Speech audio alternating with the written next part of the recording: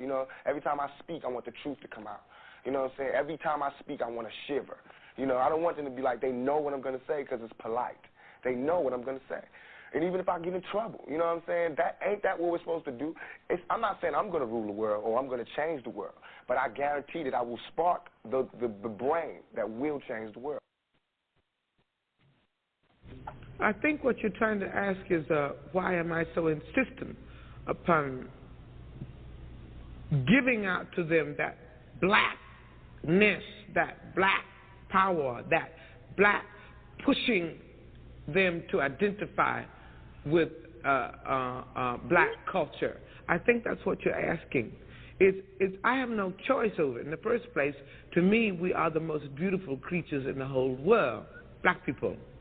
I mean, and I mean that in every sense, outside and inside.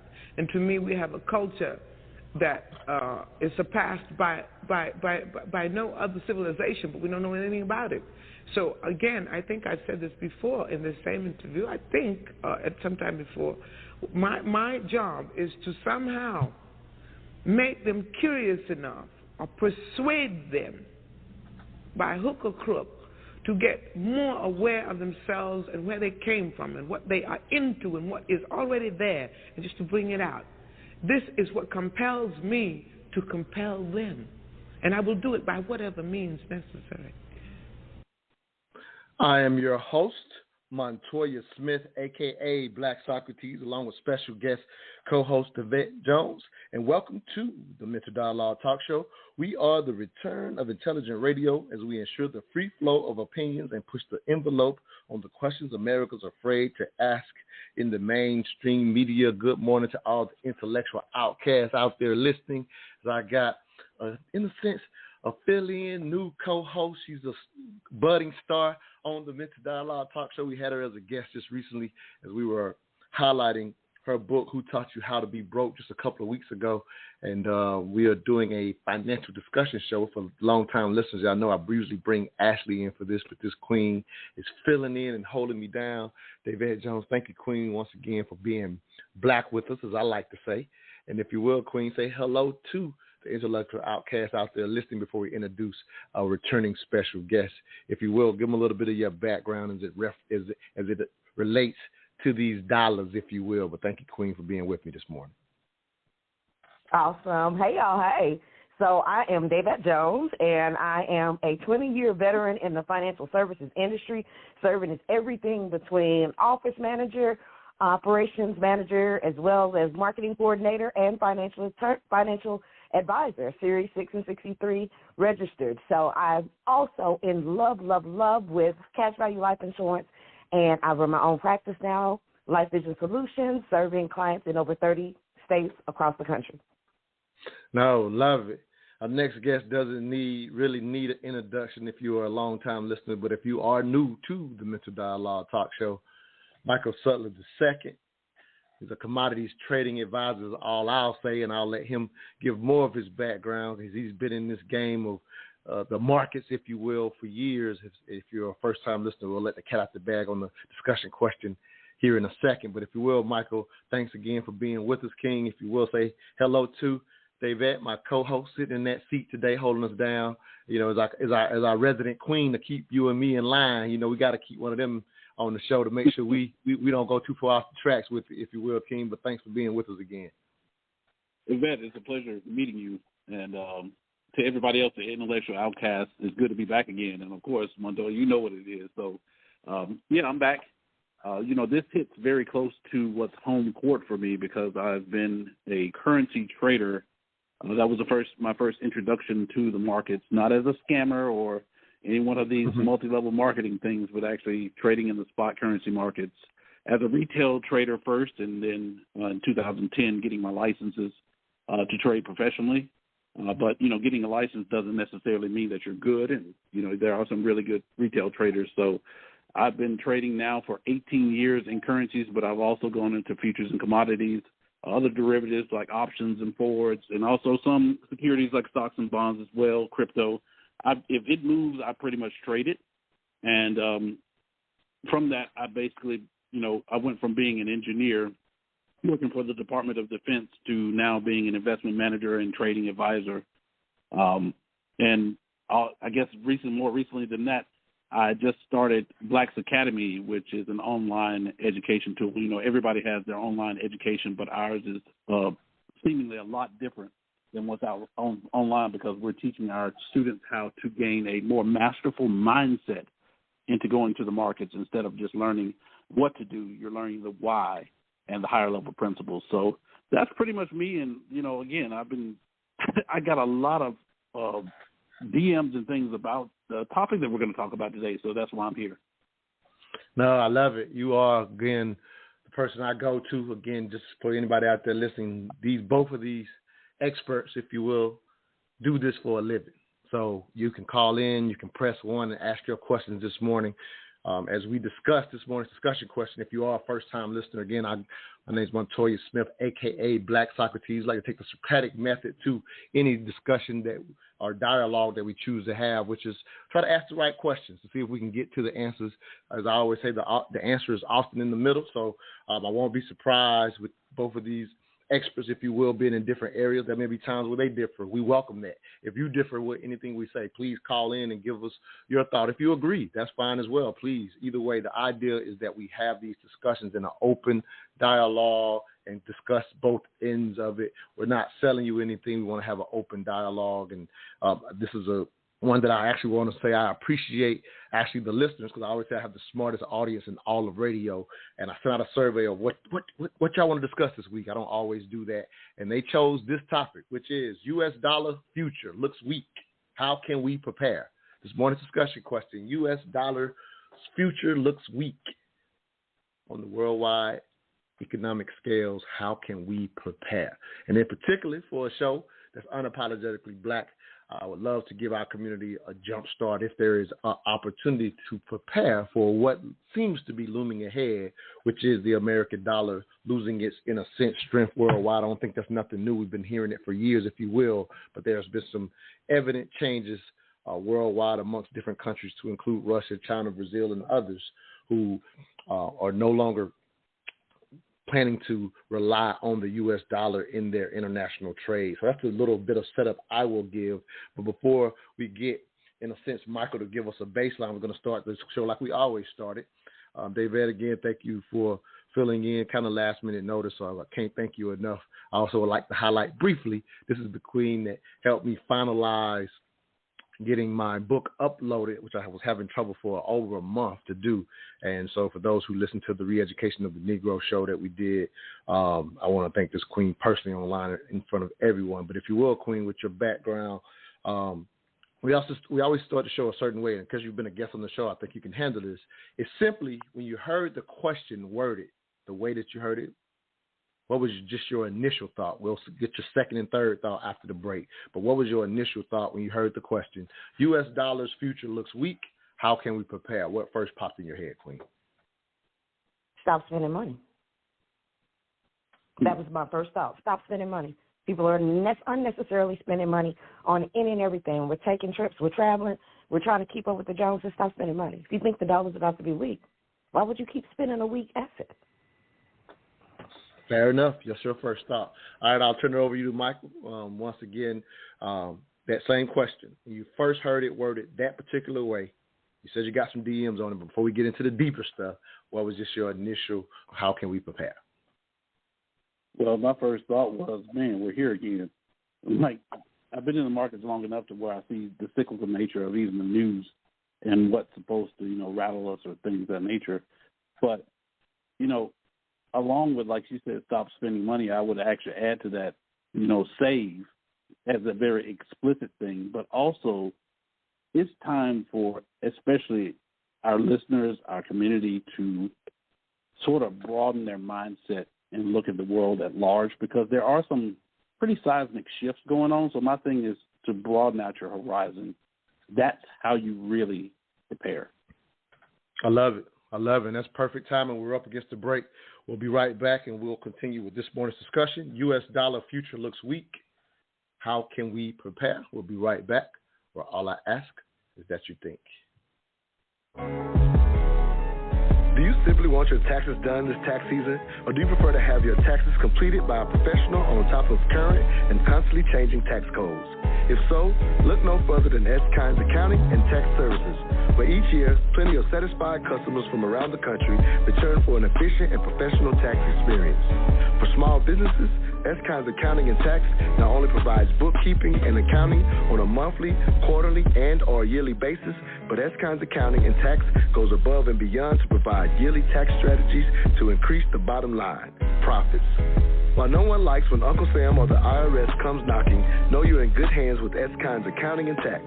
Call them today at 770-947-3667. Again, that's 770-947-3667, or email them at advice@thetaxcoach.com. Putin announced this week that Russia will begin using the Chinese yuan for international payments instead of the dollar. Saudi Arabia is also in talks with Beijing to do the same thing. Speaking of Saudi Arabia, meanwhile, they are in talks with Iran as well to consider an economic alliance with China and Russia. And they can even be joining the BRIC countries, which is an acronym for these countries here, Brazil, Russia, India, China, and South Africa. These countries all have emerging economies. So what happens if our economy and the U.S. dollar are no longer the world's dominant currency? Former Assistant Treasury Secretary and host of the Monica Crowley podcast, Monica Crowley, what happens if these emerging economies move away from the U.S. dollar towards the Chinese yuan? It's really hard to overstate exactly how catastrophic the abandonment of the U.S. dollar would be as the world's global reserve currency. Look, since the end of World War II, the dollar has been the safe place to go, and it's been backed up by a couple of things. It originally was backed up by gold, but President Nixon took us off the gold standard, so there's no hard asset backing up the dollar anymore for the last 50 years. But also it's been backed up by the strength and economic power of the United States and the fact that oil has always been traded in dollars. If that were to end, that would mean the end of the U.S. dollar. Welcome back to the Mental Dialogue Talk Show. I'm your host, Montoya Smith, a.k.a. Black Socrates, along with special guest co-host Yvette Jones. This morning's discussion question, U.S. dollar's future looks weak. How can we prepare? Special guest Michael Sutler, commodity trading advisor from SC Capital, as we hear the news media's version of what's happening with the U.S. dollar. I heard you chuckling a little bit, Michael. We're getting, you say we're back here as usual, a place that you're pretty much used to.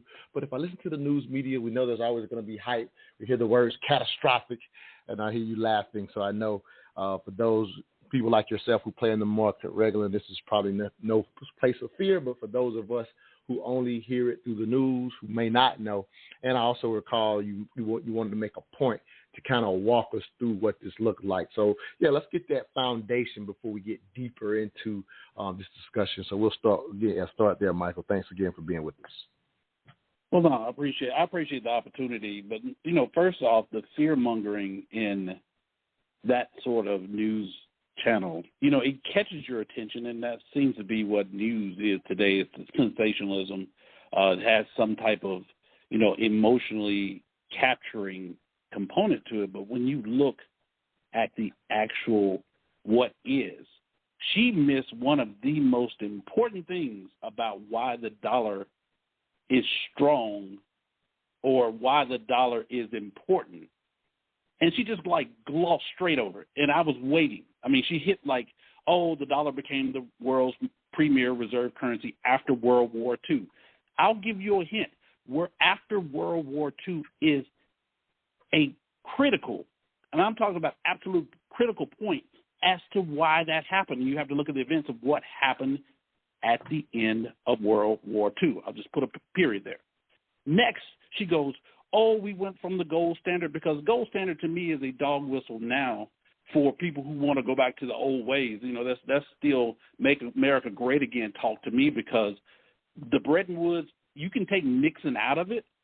The industrial world was changing into this modern age of where credit is king. Well, not necessarily king, but credit has become very mighty and important. And having a fixed standard for a currency versus what we have now as a fiat currency, and the dollar being the premier fiat currency, has ushered in the last 50 years of U.S. hegemony.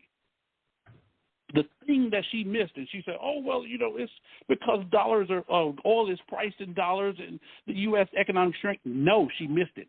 The United States military might, the defense budget, over $700 billion that we spend every year, which is more than the next 10 countries, if not more combined. The one thing, which is why it was so important after World War II, we won by hook and crook and lots of strategy to cement ourselves as the world's hegemonic power.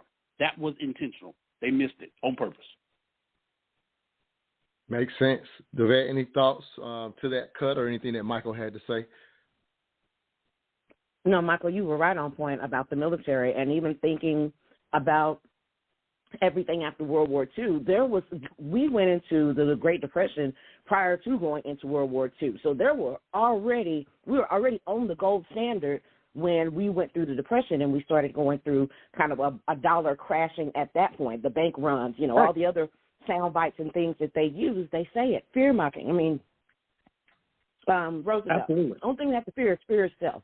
So they were using that even at that time, and that's what makes people take action. So they love that. That gets their numbers up. It makes them go viral. But the reality of it is there were so many different strategies that was put in place under that Roosevelt era coming out of the Depression and out of World War II that actually positioned us, especially the baby boomers, to be in the financial position that they are now. Even though it looked bad at the time, it took them into one of the best financial economies that this country has ever known. Ever seen. He's right. Absolutely right. So, again, the baseline here is that the information, and you find this a lot. I get at, select people online or, when I hear it, I try my best not to give out what I call half-truth. Because a lot of what she said, like I said, if she was on a multiple-choice test and they said pick all of the answers that were correct, she got like 4 out of 5. But the one that she missed is the one that, when we talk about, what's wrong with the dollar or something, the dual mandate of economic, and I said hegemony, I'm going to bring it down. This goes into what we might have also heard of as globalization. What is globalization? It's simply a country being able to exert its influence through economic means, through trade, across the world. It's why when you refer to a company like Boeing or even Microsoft, any of the big names, just start shooting at names. Even though they're domiciled or they're headquartered here in the United States, their reach is global. Nike, just pick them.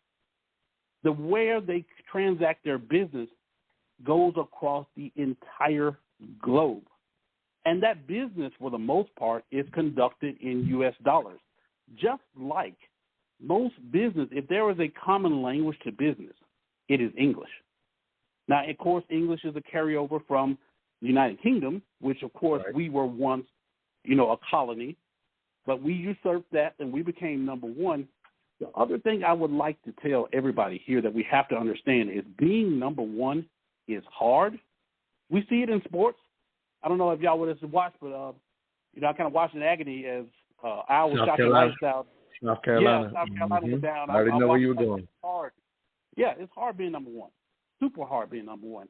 If you're talking about a global world dominant scale, it's only not hard, but it's cruel and it's ugly. So if we really want to talk about, the United States in parallel to China, which, people have all sorts of things to say about that, understand that what we're seeing now is a shift in the challenge to world hegemony. The United States, after 1989, after the fall of Russia, and that was economic because, again, we fought them on unequal terms militaristically, but economically we got them. But the United States, almost like a sword and shield, is able to use its economy to leverage on some opponents and some allies. But we're also the big stick in the background are the men and women that choose to serve and all the wonderful weapons that we have. That has been since we dropped the bomb on Hiroshima and Nagasaki. we've always stunned with sheer force in that regard. That places that we go in the world to do trade, to do, to bring democracy, that is really the United States cementing its global economic footprint so that we can conduct business on our terms. What we're seeing now is China on a long-term, which I'll get into in a second, a long-term mission to try to supplant that. Right. And shift from the West, the world, because, again, we're a very young country. China is very, very old in terms of civilizations. Right. The power used to be in the East. They know that. They're trying to shift it back. Right. So very normal process to knock down number one. And I think what I hear you saying, I'm assuming a little bit here, but what I hear you saying that even in the event that we were to be usurped on some levels, again, who's number one, a lot of measurements for that when it comes to power country or whatever, but we are, quote unquote, the lone superpower since the fall of Russia. At least that's the language that is used here in this country. But in the event that this group, what China's trying to do to usurp us and bring together the Eastern Bloc, I'll just throw that word out there. But even in that being done, I think I hear you saying that in the event that we were to fall to second or third, we're still second or third. Don't get over alarmed by what you hear in the media and language. And what I heard Devette say, which I thought was a bit amazing, was her highlighting what the language probably was like after the Great Depression, and that group probably heard a bunch of fear mongering as well, but we made the type of steps to be financially sound. And I hope that some of what we can get into today is just steps that can be taken, in regards to what the future looks like without that fear. Because that's what I think I hear from both of you saying, hey, we can move through no matter how the media is hyping things. We can move through these situations smartly. Yeah, we want to be aware of what the country's doing so that we can make, in a sense, our own smart moves, if you will. But again, that's just kind of what I've gathered, if you will, from both of you. And I'll kind of bring it home just for this note, not to spend too much time on this, but when this fear-mongering happens within the media, also we're in the age now of social media where we know we will get individuals using those buzzwords. The dollar is weak now. Go to gold, go to silver. So you're going to see people who will take advantage of others' fear, not just the media itself, but individuals who will start saying, hey, the dollar is weak. And that's partly why I wanted to do this show, Michael. If you recall, when I reached out to you, it was the idea of let's give people, let's settle people with the right information so that people can't mislead them with fear, whether it's the media or, quote unquote, a scammer, like the term you used a little earlier, can take advantage of this moment. So, yeah, if you will kind of jump on that, and I want to hear the vet start. We got about 3 minutes before break, so if y'all can kind of just give some quick thoughts on we're doing this show to protect our community, because we are about our community as high level as this show may go. So who first? Vet, you going first? Yeah, jump in, Michael. I'm going to let her close out before we go to the next break. Yeah. Oh, you hit it dead on the head, like my interest in the show, because, again, I get DMs on this all the time. Somebody's going to send me some type of clip that they saw on TikTok. But even under your, one of the messages that you left on Facebook, somebody said buy gold and silver. Mm-hmm. Of course, you can do whatever you want to, but I will tell you that nobody that plays on the global scale other than sovereign countries, other than industrial countries actually use gold and silver as a means of economic backing. Even now in this highly inflated environment where we've seen inflation jump up to 40-year highs, right? You don't see the price of gold or silver going up, and there's a reason for it. And even as we're talking about the United States dollar going down, the dollar is up 30% from last year.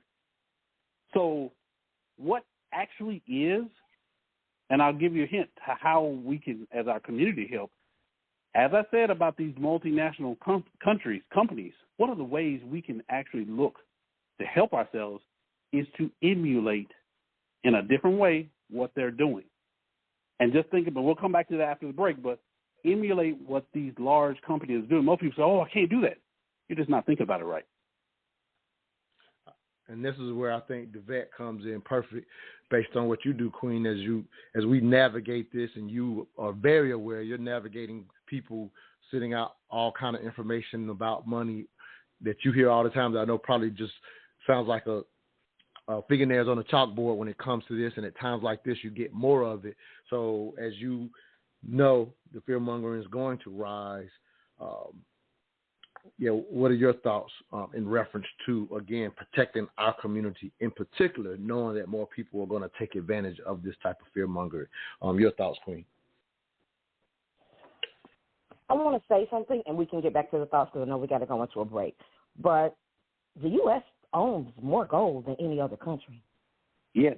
So, and that's the part when we're out here teaching the people, we'd have to be able to speak power of the truth. Well, the U.S. owns more gold, so what if they take it away? Then they just say, all right, we're going to turn back and make gold the standard. See, we still have the power. And like I said before about us not spending, we, like Michael was talking about, it's a global economy. If we in America, we stop spending because we are the most gluttonous country in the world. If we stop spending, then we're going to shift a little power. And that's where we have to it's kind of like, how every so often they do blackouts and say, on Friday we're not going to sell, you're not going to buy gas, and you're not going to. Yeah. So we got to remember, we got to know what our power is. We still have the biggest military. We still have the biggest gold reserve. We still have the biggest shoppers. Stop spending your money. Take your power back. Ain't that what a boycott is? Ain't that what the whole civil rights movement was all about? All right, go to your break so I can eat my breakfast. Nah, it's all good, Queen. For all the callers out there, we definitely want to let y'all jump in. If you're a first-time caller, you do have to press 1, and we'll get you on with our experts. You can give us your 3 cents or ask a question as we go into this. Another quick break. We'll be right back and listening to the Mental Dialogue Talk Show, where all I ask is that you think.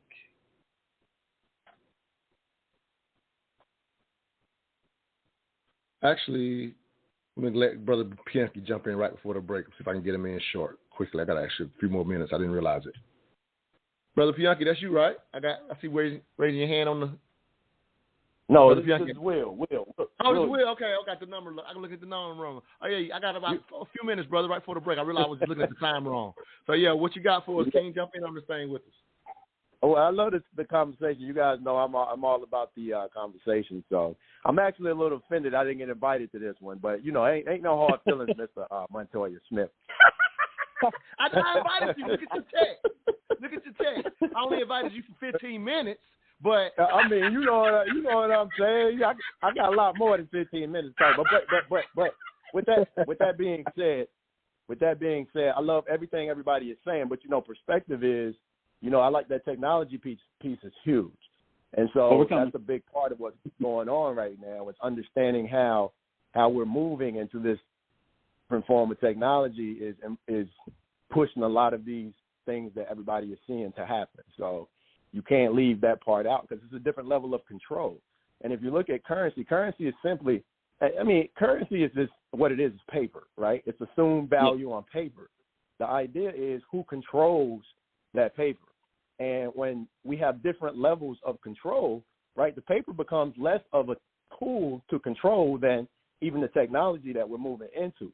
So a lot of what you guys are seeing, right, that's listening, is it's always been about control. Who controls? Who's the boss in terms of, what happens or where we move or what we adopt.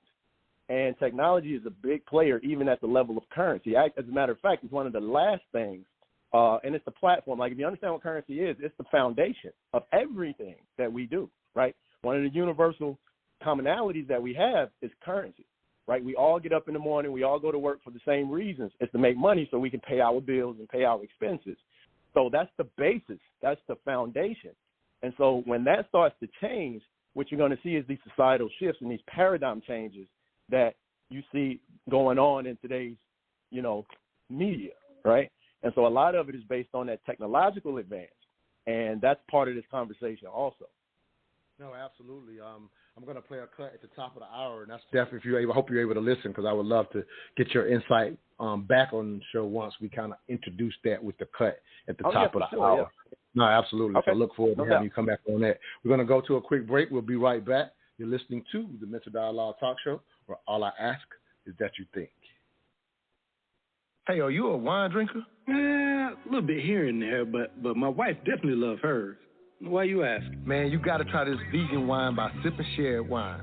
I ran across them at this event in Atlanta, and now I keep me a few bottles at the house. What flavor you like? I mean, I like me a good red or maybe a nice Zinfandel or something. You know what I'm saying? Okay, try this sweet red first.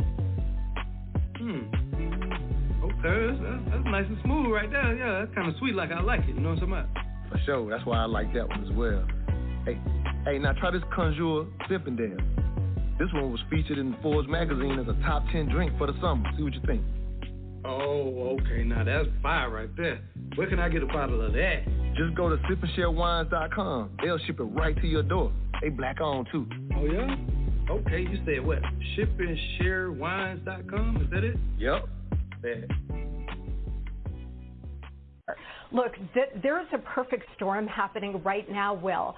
The world's reserve currency being that, having that status has been a real privilege, but we've abused the privilege by wholly reckless monetary and fiscal policies over many years, certainly over the last couple of years, which has really devalued the dollar.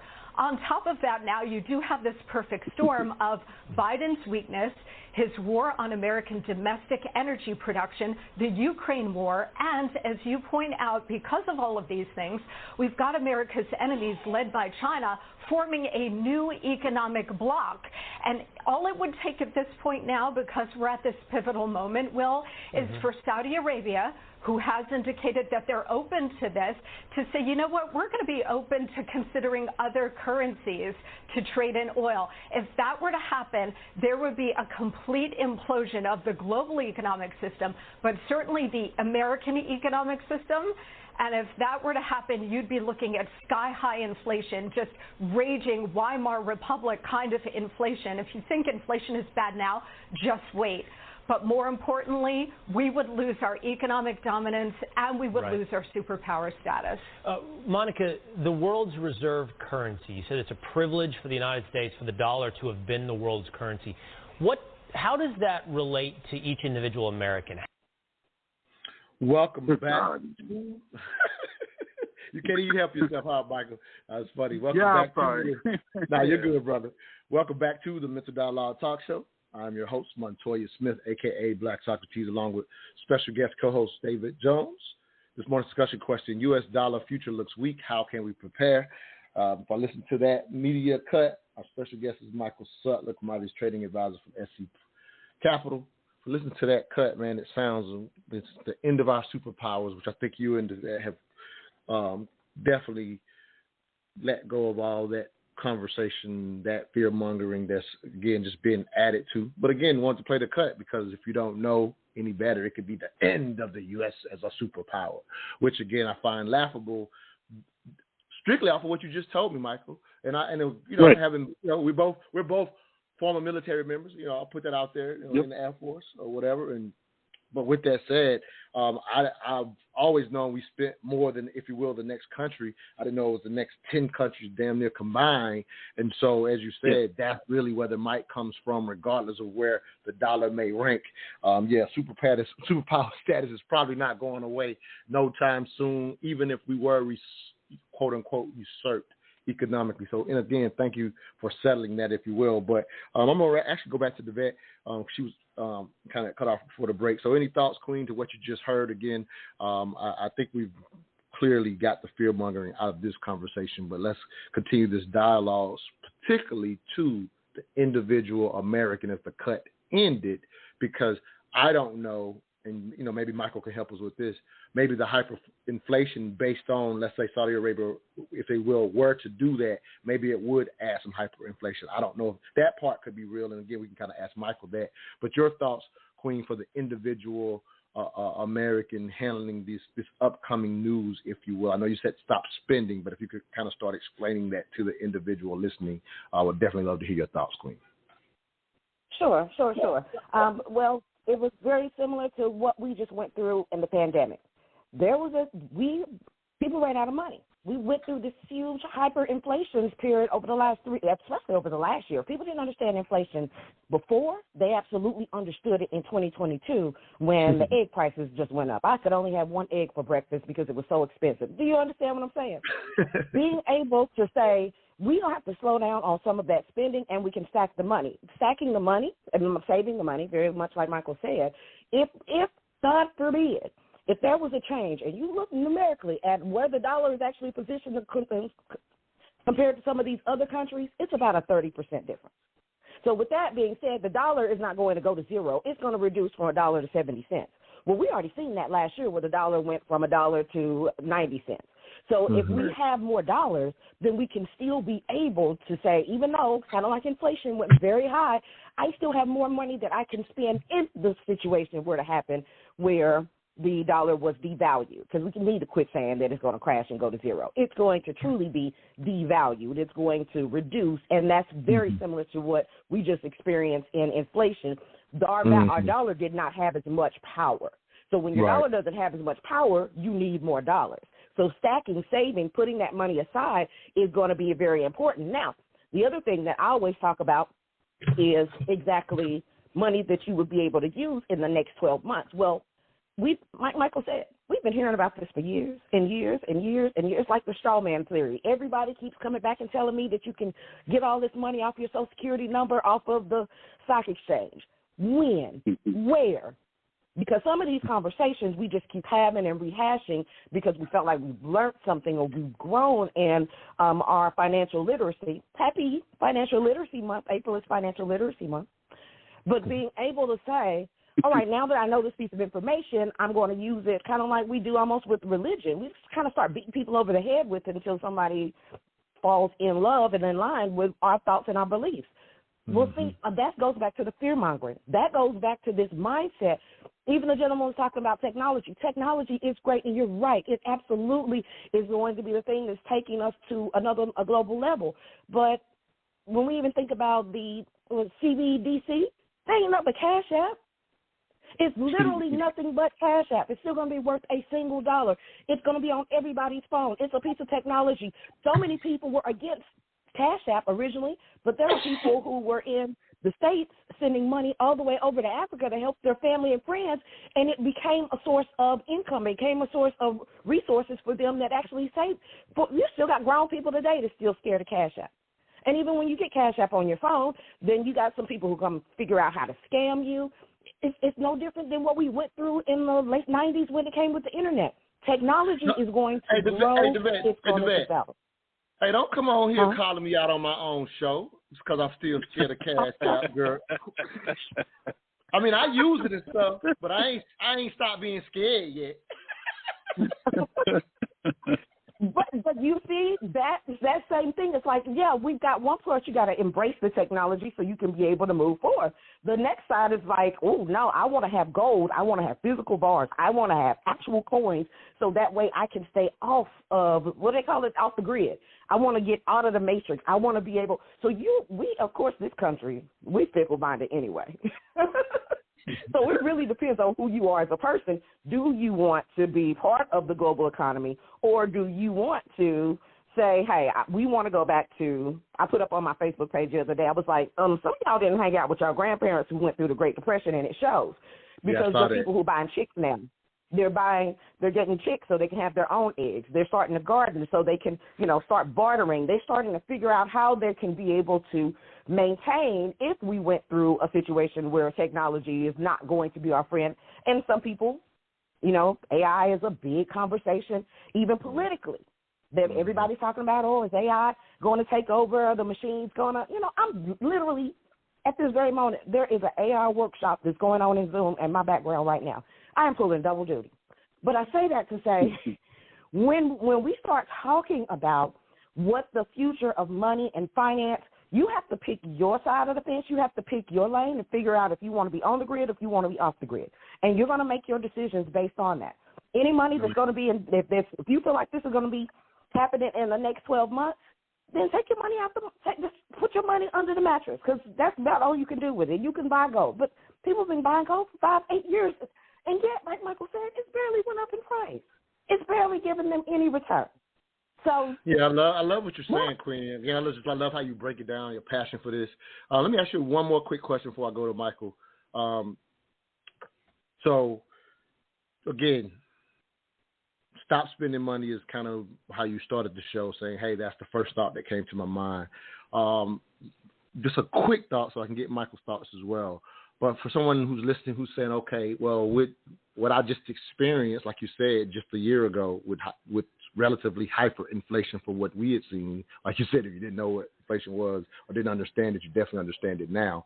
But for someone who experienced even that period, they're going, how do I stop spending money when I barely could make it through that period? I'm talking about someone that might be in that position where the inflation actually hurt their day to day, where they had to, it moved situation, people that are in that position where it actually moved how they move daily, or they had less money. So they might be listening to you like, what money to stop spending? What money to save? Like, for anybody who says that, what's a quick thought on what does that look like for them? It's a mindset. It's a mindset shift. You have to shift your mindset to be able to say, do I really need Netflix and Hulu? I know we've always used this $5 cup of coffee mentality and said, $5 cup of coffee is not going to make or break my financial plan. It does. And Benjamin Franklin said it's like little holes in a ship. That's what sinks the ship. That's where the water gets in. So being able to say those little things. Me, I'm notorious, and you know this. I hate driving, but I don't spend no money on gas.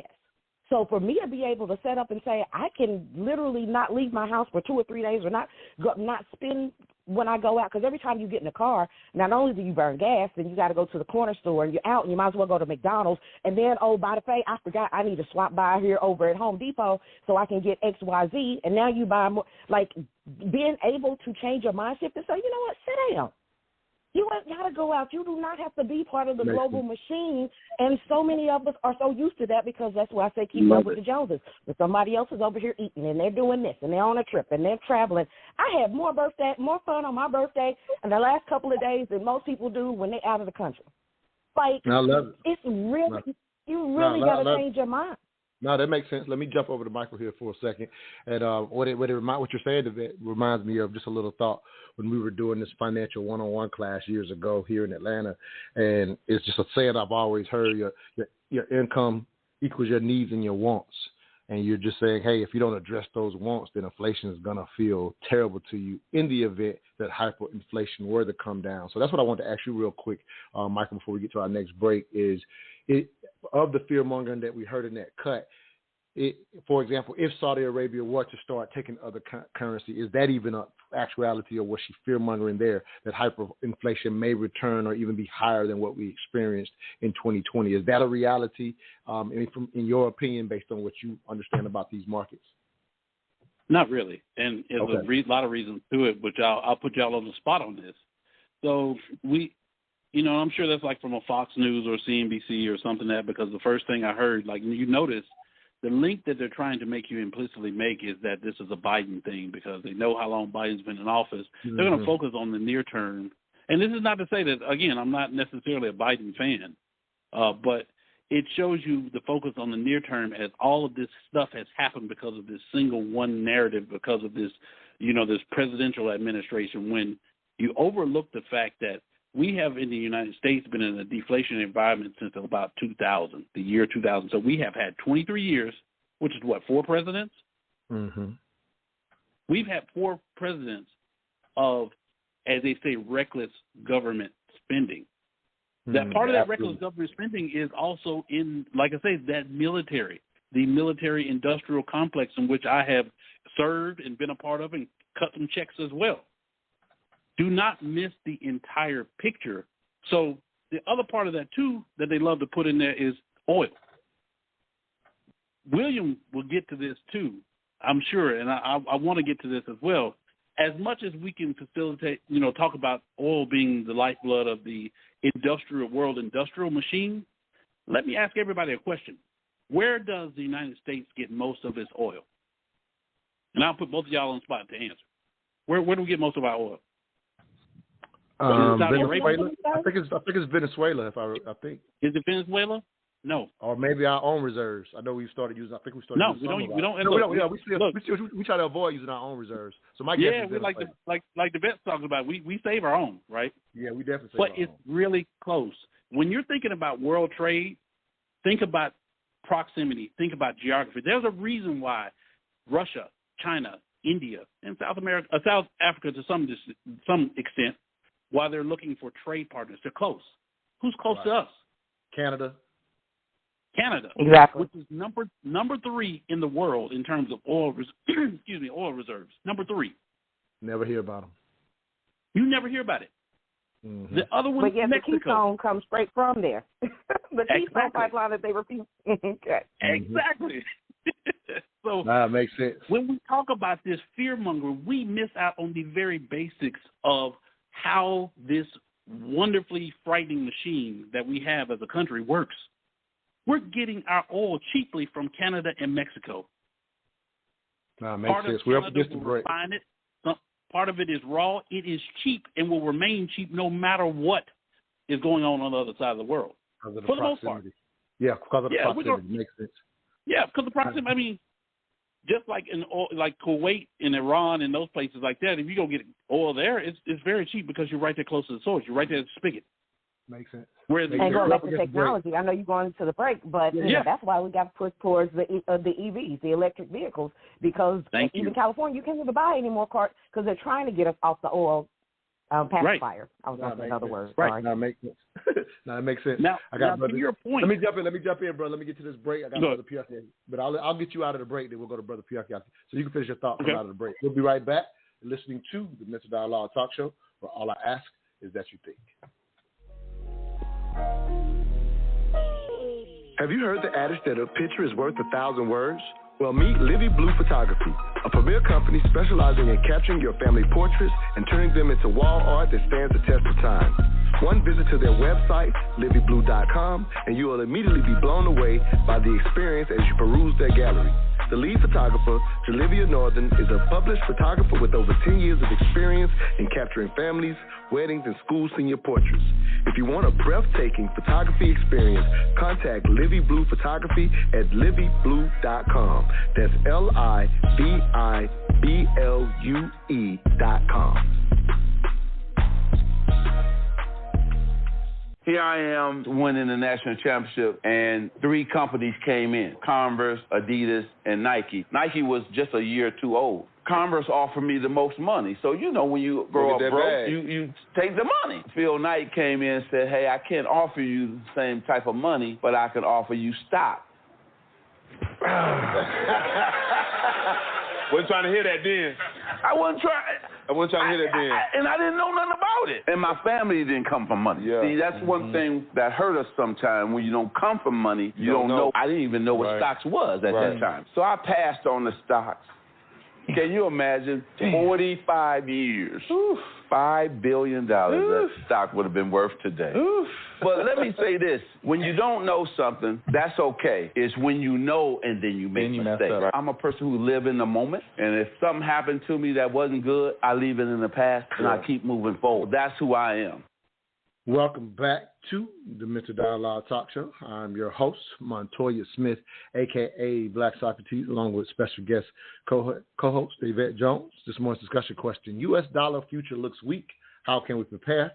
Our special guest is commodities trading advisor Michael Sutler II. As we hear Magic Johnson on the Up in Smoke podcast, I played that cut, not in particular focused on stocks, but I wanted to, again, I think we've kind of calmed the waters, if you will, when it comes to fearing what may happen with the U.S. dollar. But again, keep in mind, for anybody out there listening, you're going to see people using these words. Go to the silver and gold, not backed by the dollar. The dollar is weak. You're going to hear all this terminology, and we've quelled that. And so I use that cut to particularly, if you will, somewhat move us into the individual conversation. I thought it was a cool cut. Again, Magic Johnson, one of my favorite players. I'm a diehard Laker fan. We are on the verge of the national championship, and he's talking about after he won the championship in '79, with Michigan State having an opportunity to go for the money or the stock options, which he obviously regrets, if you will. But I played the cut for this particular reason, and Michael will kind of get back to you and get to Brother Piaki as well. But I played that particular cut because that's what's going to happen amongst the fear-mongering.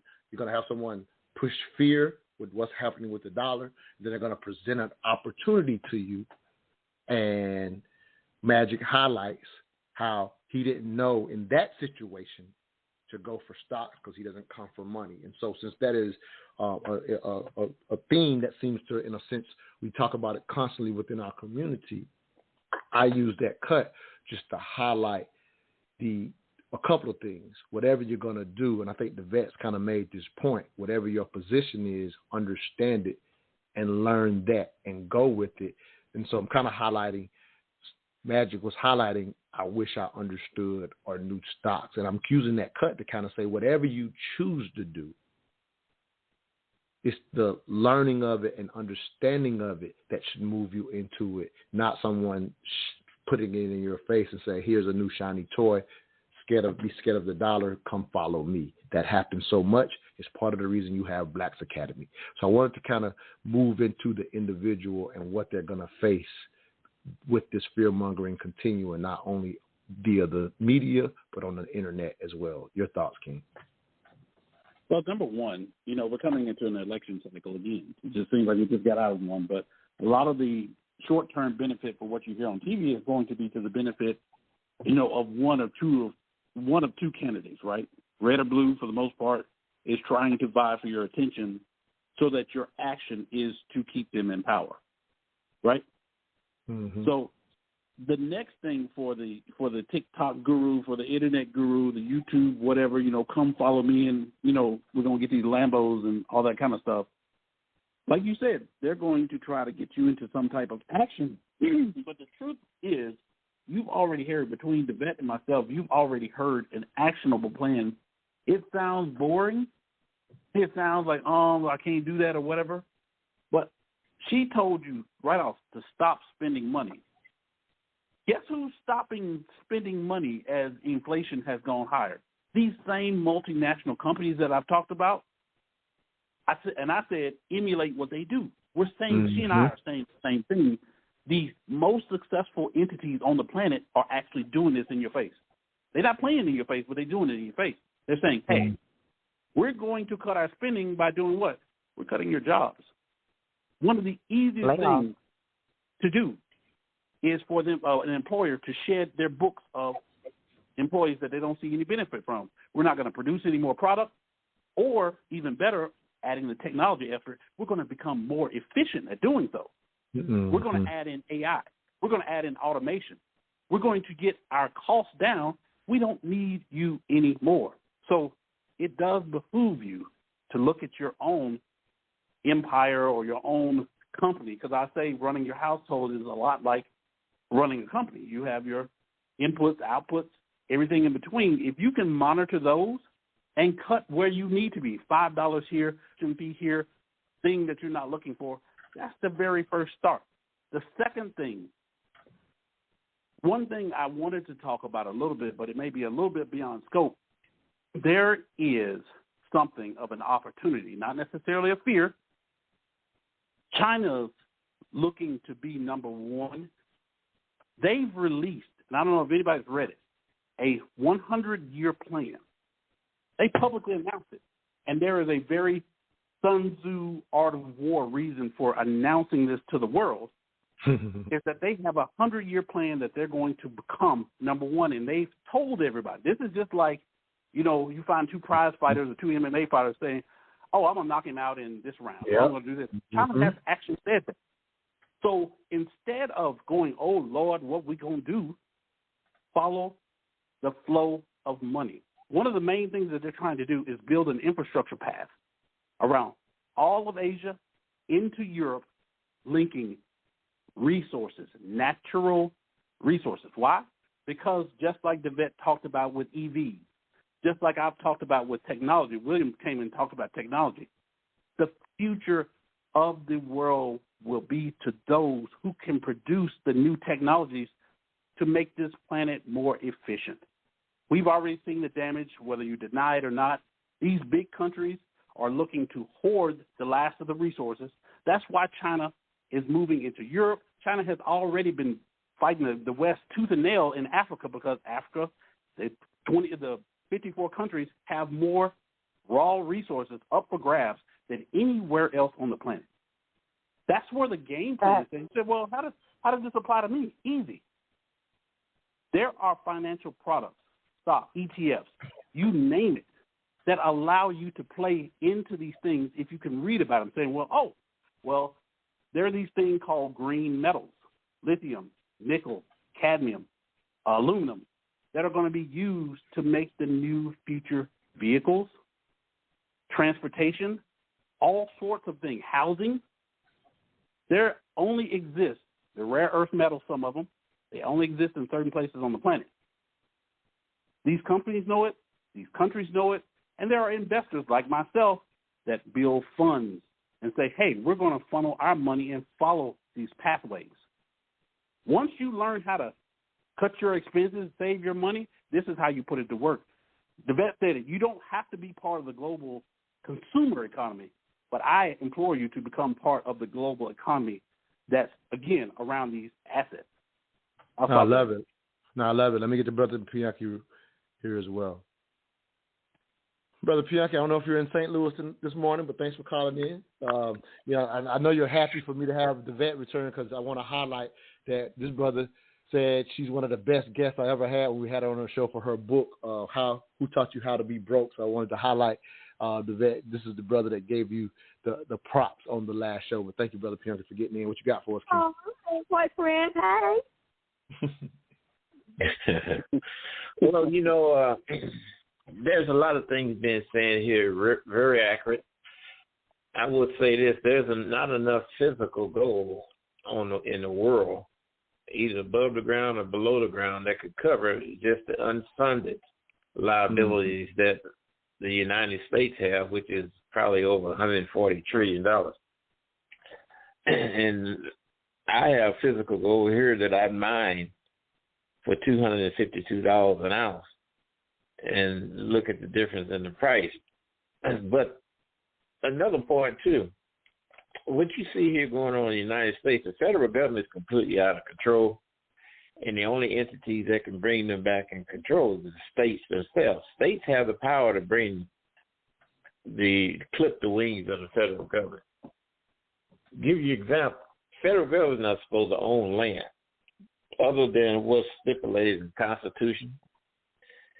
One thing like forts, like in the old series F Troops, especially when they moved out west. But recent Joe Biden administration just released drilling and exploration rights in Alaska, and the federal government opposed the REAP $11 billion trial. Well, that $11 billion, that should go to Alaska. The same thing in Louisiana and Texas. Any exploration and extraction that's going on in those states, even out in the international waters along either side of the border of those states, actually they are a country, that should be going to the states themselves.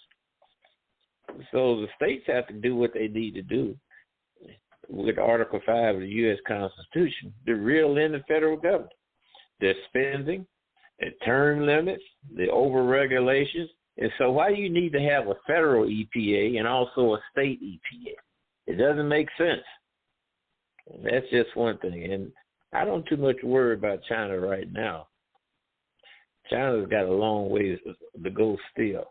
United States, we don't want to see United States lose its hegemony in the world. And another thing that contributes to that is the education of your population.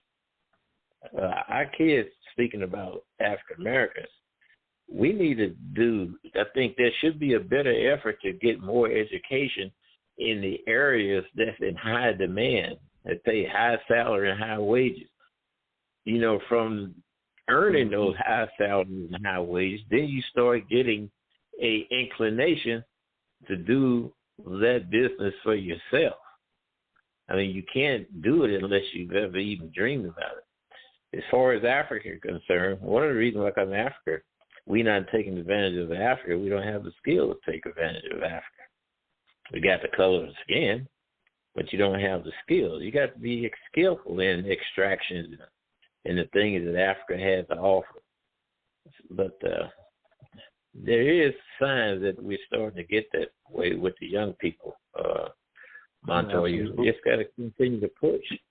Absolutely. And and again, we hope, you calling in and for our listeners hearing some of what you're saying, you always give us, your 3 cents, Brother Pianki, and I thank you for it. And hopefully some people can take of what you're saying. But we are against the top of the break. But thank you so much for your call in. We'll be right back and keep this conversation going. I got Brother William out there.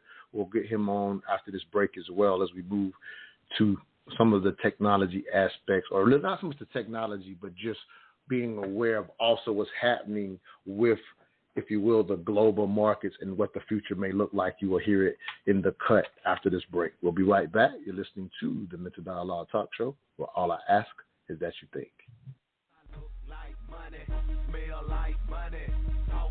Babe, where did you get that hat and t-shirt? I like that. Oh, I got this at moneymotivation.com. It's fresh, right? Yes, and I love the message on it too. You are the hustle, huh? That's what the shirt says. I am the hustle. They embody the entrepreneur spirit, and what I like the most, it's more than a brand. It's a lifestyle for those who want to put in the work and expect to have the finer things in life. I also follow them on Instagram. Check this post out. If you believe money is the root of all evil, you're using it wrong? Or how about this one? Excuses made $0 an hour. I like those. What's their IG? At moneymotivation.co. But do they have any ladies' gear? Yes, you're going to love the clothing line they got for the ladies. Matter of fact, pull up their website, moneymotivation.com, and I'm going to get you a few things so we can both look like money. Everywhere I go, and everywhere I be. I don't even talk, they still know it's me. Cause I look like money, smell like money, talk like money, even walk like money. Truth seekers, please understand, Mental Dialogue is much more than just a talk show. Each and every Saturday, we communicate with you for two reasons: to dialogue and connect. On the dialogue side, we cater to you intellectual outcasts who feel you have no place for honest discourse on race, sex, culture, and African American business. On the connect side, we've created a community where you can connect with experts specifically in finance, whether personal or business, and mental health, whether it's trauma or to optimize performance, along with all the other skill sets from other MD community members. Our mission was to create a virtual nationwide neighborhood where African Americans learn to trade ideas, goods, and services through social media, meetup, and this podcast. To become a neighbor of the Mental Dialogue Community Club, please visit us at mentaldialogue.com. We are better with you than we are without you. We can be neighbors even though we don't live next to each other. Hashtag raise the culture. Status. Monica, the world's reserve currency, you said it's a privilege for the United States for the dollar to have been the world's currency. How does that relate to each individual American? How has that changed or impacted or improved our lives throughout the last several decades? Yeah, I mean, it's given the United States incredible dominance in the world in terms of the economic system and in terms of trade. It's kept prices down. So whether it's energy prices, whether it's your food prices, the entire global economic system is reliant on the safe and secure dollar. But that is no longer true, again, because we've been printing money like crazy and devalued the power of the dollar and the value of the dollar. But on top of it now, again, oil is the critical linchpin of this. If Saudi Arabia decides to join with America's enemies here and start trading oil in different currencies, that is going to undermine the entire global economic system. And here at home, you know what it's going to mean for us? It's going to mean raging inflation, so much worse than anything we have ever experienced, Will. Yeah. And I'll tell you, they're setting it up so that they can then come to the rescue by introducing central bank digital currencies. If they were to do that, and the United States already has a pilot program, that means the loss of your individual economic freedom, because the government will have total access and control of everything you buy and sell and the ability to turn it off like that. Ominous warning. I hear you. Saudi Arabia is the tipping point. Oil trading in dollars is the tipping point. Welcome back to the Mental Dialogue Talk Show. I'm your host, Montoya Smith, a.k.a. Black Socrates, along with special guest co-host David Jones. This morning's discussion question: U.S. dollar future looks weak. How can we prepare? Our special guest is Michael Sutler. So we hear another cut from that Fox News cut, breaking down all the fears that we've been hearing. But they do introduce the concept of it's so that they, I'm not a fan of the word mysterious they or whatever, but again, I know there can be some validity and might be some validity. But Michael, when you hear that part, I'm going to bring William into this discussion as well. That part about, hey, here's the rescue is getting control of those funds through central banking, through digital currency. Again, all these terms that we've been familiar with, and people, warm on it 1 second and cold on it the next second based on what's happening with social media. But quite often we are missing the ultimate plays and the things that the government is doing when it comes to infrastructure, when it comes to digital currency. That's the play that people are often unaware of because there's not a guru on the internet saying, hey, here's what our government is doing. So your thoughts about that part of the cut, if you will, and then we'll bring William in as well, because, again, that's kind of an area that he loves to look into. Go ahead, brother. Now, run that one against me again, because I see that cut in a couple of different ways. What specifically are we looking to focus the readers on? Because there's so much in that cut, actually. Right, that's fair. Yeah, and it's really, if we would, the latter part, we're getting, definitely. From the beginning of, I think it's just more of the fear mongering that we've been hearing. But that latter portion of where they say, hey, this hyperinflation is going to come about if these things take place, and they call it the guy in the cut said the ominous warning, and that was particularly about central banking and digital currency, saying, hey, the government already has this in play, and they're going to be the ones looking to save the day once these things, if they happen, they're setting up to save the day. So focused on that digital part, again, I wanted to at least talk about that. And again, William can talk to it, obviously, being, in that area as well. But I just wanted to hear your thoughts about that part of the cut. I'm a little, this part I will say is unpopular for my take on the, government's powers, and in particular where it comes to digital currencies, because, my brethren out there that are in, crypto space, I have never thought of Bitcoin or any of the cryptocurrencies exist to either be a hold or value, have to have a hold of any value or actual currency. What I see it as being is an experiment that eventually some sovereign government, probably the number one or two that are in power, are going to usurp for themselves, because at the end of the day, it does not make sense unless you truly believe in the folly of, man, which, again, it has its measure, that a government that has such global reach, such global power, that could be us, that could be Russia, that could be China, is going to idly sit by and let digital currencies go and usurp their power. They're watching everything that happens. If you look at the banking failures back here just a couple of weeks ago in March, one of the things that you saw was the CFTC, a lot of the regulators, really bite down on banks that were servicing crypto assets. And that was a show of force. Because, like I said, at a larger level, the U.S. government is saying, I see all these developments happening. I'll be damned if I let my power slip while on my watch. So instead of, hoarding and things of that nature, I still say that I think there will be digital currencies in the future. I think a lot of the risks that are taken by investors, speculators, the governments are watching this risk happen. They're going to wait till the final product is and come grab it for their own. And from that stance, I don't think there's going to be a great upheaval unless, and granted, there's a lot of ticket that it could happen, that the governments do fail, that, our debt, which I will tell you, U.S. government as it stands right now does not matter no matter what the number is. I'll tell you why if we have time. But it doesn't matter until it does. Now the chance of it mattering is minuscule, So. Right. Let me throw this in. But I gave you 2 things there. No, let me get this in. I'm gonna get William on as well. And so I'm pretty sure, I'm just guessing based on how I know William. Here's a perspective that, and I love what you just broke down from your perspective. Let me just kind of throw this out and then bring William into this. And so I think I'm at least understanding the infrastructure that the governments are putting in place, because I do agree with you 100%. It's not even an idea of whether digital currency usurps, in a sense, the government's power in itself. I don't think that's what we're looking at. It's the infrastructure of how money moves. And so that in the event that money becomes, if they start focusing more on moving money, and the governments are already starting to do this, Venezuela, I think, has done this already, but they're starting to move money in that way. And so here's why I'll bring William in. I think his thought is more on if that's how money moves and it's not centralized, or again, the governments are going to jump in and put their regulation.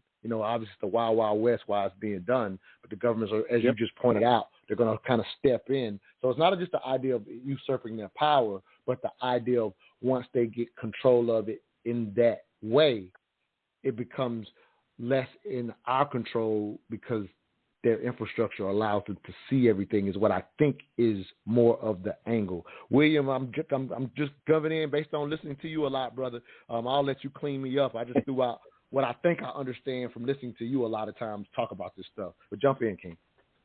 Absolutely. I thank you guys, and I'm glad you guys are having this conversation. I was just playing with you guys earlier too. I love both of y'all. Of course. And I know that. You know that. Of course. I love this. We family on this show. Right. I love this conversation because this is what people need to know and understand, is that we are transitioning into this technological realm where how control has been utilized in the past isn't necessarily what it's going to look like in the future, and it doesn't need to.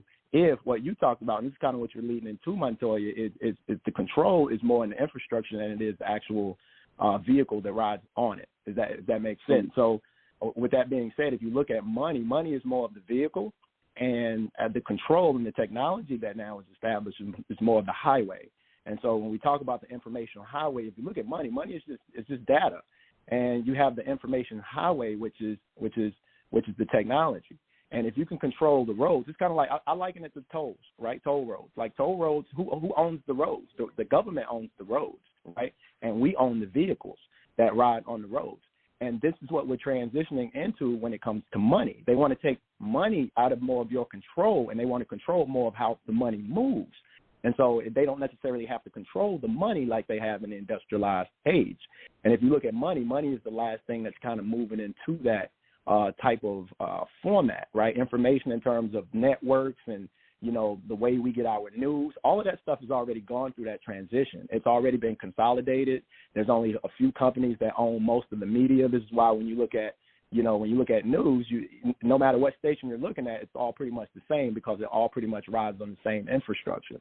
So money is moving in that same way, where it's like the idea is when we say they want to take more of that control. When you talk about cash is your control because you take it offline, right? And you're able to do what you want to with it. You have a lot of control on how your money is spent and what you do with your money. But if technology, right, can be integrated and implemented into that, then what happens is we don't need to control the money so much as we do the infrastructures that it moves on, because we can see and control how it's used, and we can regulate that. And so when you look at, when you're talking about Bitcoin and you're talking about Ethereum versus other utility coins or technicians, or technical data, that type of stuff, there's a difference in these abilities, right? Bitcoin and Ethereum is more of a speculative asset, if you will, right? It's the casino, and there's really no place for that in terms of utility. So people get caught up and they're a little confused on what that is versus what I refer to as like bankers' coins, because those things are going to be used as utility to do exactly what I said. You need those, and they're different. It's a time of when they're needed. Like Bitcoin and Ethereum will be needed in the future. It'll be like apps, right? We didn't need apps, even though apps were already available.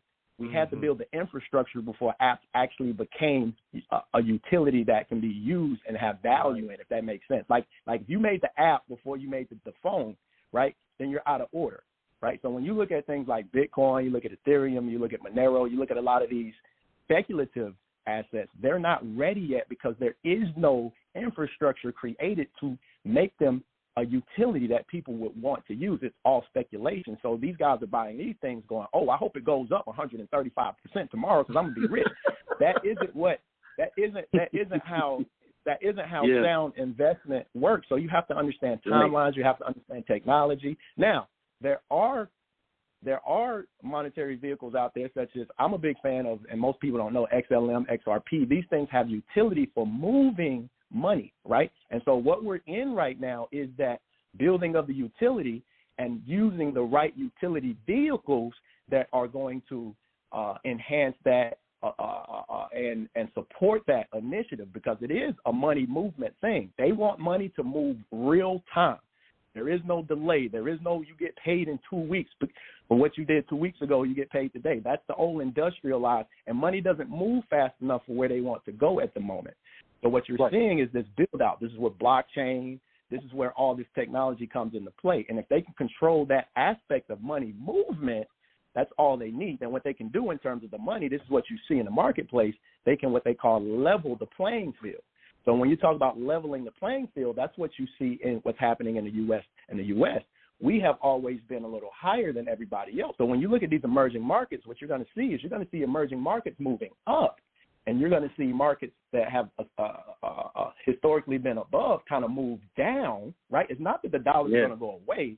By no means is the dollar going to go away. But what you're going to see is that level of playing field, because it's a scalability play now. We have the technology where we can scale our ability to have people use our monetary system. So let me throw this out because I'm about to be up against the break.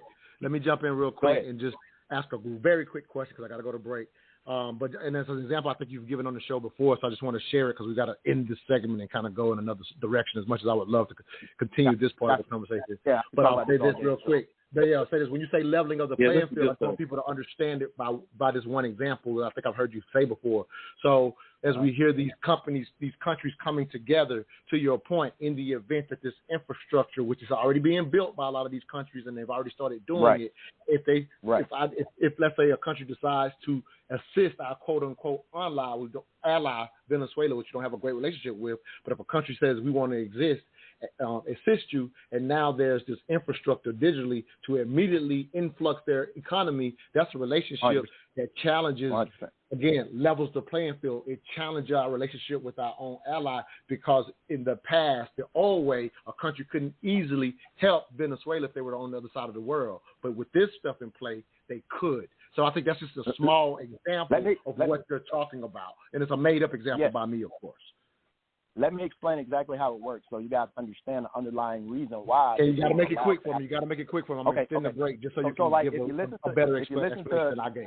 Yes, what it's doing is it's empowering their local digital currency, their own currency. So it's not that they're using USD, but we still have control of their ability to empower their own local fiat currency.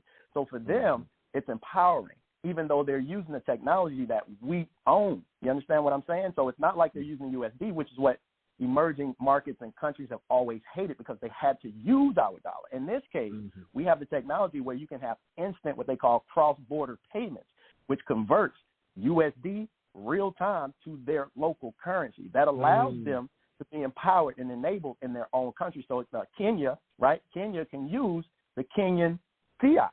And for them, their people, their leaders can say, look, we're using our own currency to build our own infrastructure with our own international banks. So even though it's being supported at the central bank level, does that make sense? Right. No, it makes sense. I got to get the break, brother. And I love that example. I think it gives a lot of clarity on leveling the playing field and how technology is going to come into play when we start talking about emerging markets. We'll be right back. You're listening to the Mental Dialogue Talk Show. All I ask is that you think. Thank you, William, for that explanation. We'll catch you later, brother. Okay. Do you simply want your taxes done this tax season, or do you prefer to have your taxes completed by a professional on top of current and constantly changing tax codes? If so, look no further than S. Kynes Accounting and Tax Services, where each year, plenty of satisfied customers from around the country return for an efficient and professional tax experience. For small businesses, S. Kynes Accounting and Tax not only provides bookkeeping and accounting on a monthly, quarterly, and or yearly basis, but S. Kynes Accounting and Tax goes above and beyond to provide yearly tax strategies to increase the bottom line, profits. While no one likes when Uncle Sam or the IRS comes knocking, know you're in good hands with S. Kynes Accounting and Tax. Call them today at 770-947-3667. Again, that's 770-947-3667, or email them at advice@thetaxcoach.com.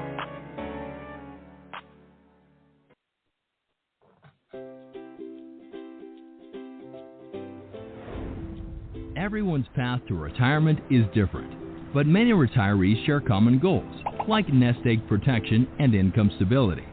Annuities are one of the only safe money products that can guarantee practical retirement solutions, such as protecting hard-earned dollars and generating income that cannot be outlived. So, how does an annuity work? An annuity is a contract between you and an insurance company purchased in a lump sum or through a series of premium payments, much like how you insure other valuable assets in your life, like your car or your home. An annuity ensures that your retirement money is safe from volatility and that you will have a reliable income source when you need it. There are a variety of annuities available that you can discuss with your financial professional. The two most common categories of annuities are fixed and variable annuities. These categories have different methods of earning interest on the contract value. Variable annuities earn returns based on the performance of the investment portfolios. A return is not guaranteed and the contract value may go up or down. Only fixed annuities guarantee an interest that will never be less than zero even if the market goes down. There are two common designs for these type of annuities, fixed and fixed index annuities. A fixed annuity offers guaranteed growth at a fixed interest rate established when you purchase the annuity or declare it annually. A fixed index annuity offers additional interest growth opportunities determined by a formula that is based on the performance of an external index. Both fixed and fixed index annuities offer a guaranteed minimum interest rate and tax-deferred growth. That means your annual return will never go below zero due to index volatility, and your money grows tax-deferred up to the day you decide to take an income. Welcome back to the Mental Dialogue Talk Show. I'm your host, Montoya Smith, a.k.a. Black Socrates, along with special guest co-host, 20-year financial advisor veteran David Jones. This morning's discussion question, U.S. dollar future looks weak. How can we prepare? Our special guest is Michael Sutler, Chief Investment Officer for SC Capital. I wanted to get us off the global scale, if we will. Again, great explanation by William. Thank that brother for jumping in and kind of giving us the details of how technology, in a sense, will affect what we're, in a sense, discussing. But I wanted to get it down to the individual. How do we prepare? At the end of the day, that's how we all look at our finances, right? What's in it for me? And so for individuals, hearing all of this hype, all of this fear mongering, or where should I put my money? It comes down to individuals trying to figure out, ultimately, typically, how do I have enough money in my own retirement? And some people would like to even leave a legacy for the next generation. And so, David, I wanted to get into your area of expertise and just kind of, as you heard in that cut, highlighted the basics of annuities. And so, since you're in that space, you've already said at the beginning of the show, stop spending your money. So for any of you people that you're advising or any people that are looking to come to you, again, this is an area that you specialize in. Bring that discussion into the current times. High inflations, save your money, as you're saying. Where are you recommending to the people you deal with? How do they use some of these tools? Because, again, annuities don't fit necessarily everyone, but some people don't know anything about them. So if you could just kind of bring that into this discussion as well. With pleasure. Oh, yes. I love an annuity. So, as they said, the annuities are run by life insurance companies, but I like to tell people that the annuities are those pension plans that your grandmama and them had. See, they got their first good jobs with benefits coming out of World War II. The baby boomers, they all had pensions. So they told us to go get a good job with benefits, and those were pensions. They were not 401ks. See, the 401ks require you to manage your money. That's what me and Michael do. But when you come to a pension and an annuity, then you have a professional entity who is managing your money. And the beautiful thing about that, and it said it in the break video that you used, it's guaranteed. And when you say that annuities aren't for everybody, then why does everybody who has a job pay in the Social Security? Because that's an annuity. When you get your first job, one of the things they make you do is take money out of your paycheck to go into the Social Security administration. So, one, you can pay for annuities for the people who came before you. But, two, you can be able to ensure that you had a guaranteed income stream for the rest of your life. Now, me personally, I set up annuities for individuals because they don't have those pensions through their jobs anymore.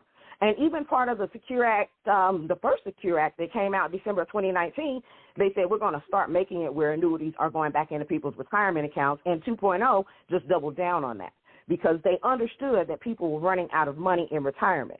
And what most people want to do is say, we want some guarantees on our money. We want to know that we're going to get a guaranteed rate of return. We're going to get, bonuses. We're going to be able to guarantee that I don't even lose any more money.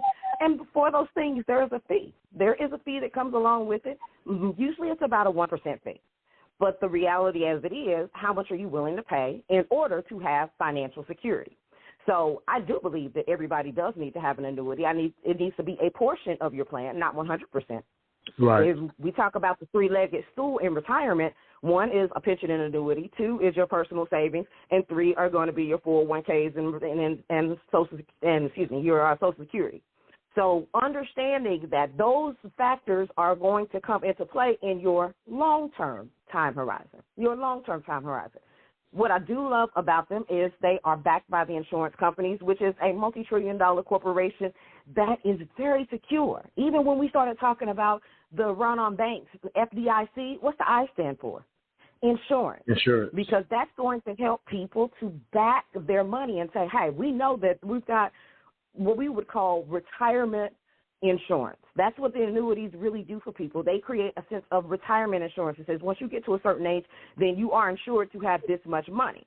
The beautiful thing about that as well is annuities are long-term investments. You typically need to be over 59 and a half to be able to take those out. So that's why it's only for a portion of your money. It's for long-term. Right. It's number 4 in my 7 accounts that I believe that every adult should have. But for me, I absolutely have taken a lot of people and helped them to position into annuities, a portion of their assets. I seen it in 2008 where I was working for a Fortune 500 company, and people were coming to us and saying, I've got $500,000 in my 401k. I'm losing money left and right. What should we do? We're going to take half of that, $250, and put it into the annuity so you can put a safety net under it. You can guarantee that you're not going to lose a portion of that money. And then the other one, you can leave it invested in your equities. The other $250,000, leave that invested into the equities. The equities have a greater potential for return. However, the annuities, that is where you have wealth preservation. That's how you're able to keep your money from losing money. One of the things I talked about in my video the other day is I have a Roth IRA, and I have a Roth IRA that's an annuity, and I also have a Roth IRA that is in equities. So when my equities are doing well, I can be able to sell at a high point because, we want to buy low, sell high, and take that high and move it over into my annuities to preserve it. I can still keep purchasing into my Roth IRA and the equity side, and I do.